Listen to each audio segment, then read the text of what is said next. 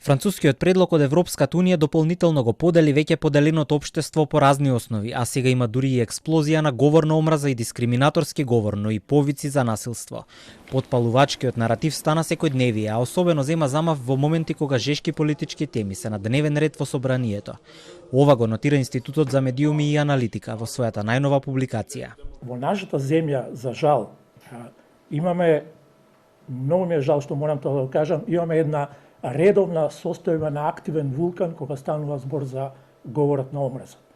И кога и тој вулкан, тој говор на омраза секогаш еруптира и прави многу силни експлозии кои ќе дојдат на дневен ред во дебата теми кои наместо да го обединат и хомогенизираат општеството околу крајните интереси на нашата држава, на народите што живеат во нашата држава, тие предизвикуваат поларизација и дополнителни делби во општеството.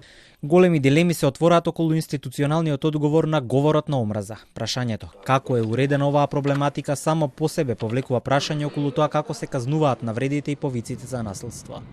Експертската јавност и невладиниот сектор притиска за законски измени и новитети очекуваат во блиска иднина.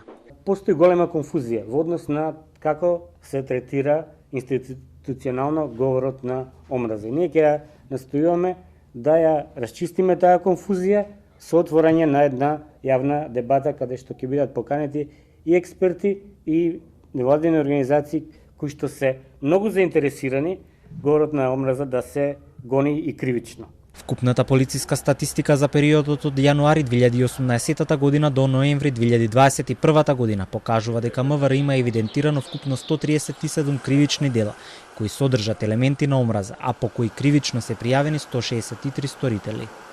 Од вкупно регистрираните најбројни се кривичните дела ширење на расистички и ксенофобичен материјал по пат на компјутерски систем, потоа загрозување на сигурноста, како и кривични дела предизвикување на омраза, раздор или нетрпеливост врз национална, расна, верска и друга дискриминаторска основа. Во помал број се застапени делата насилство, расна и друга дискриминација, повреда на рамноправноста на граѓаните и оштетување на туги предмети. Како главен мотив на пријавениот говор на омраза од МВР истакнуваат дека е политичката припадност или уверување, националноста, етничкото потекло, религијата, сексуалната ориентација и полот.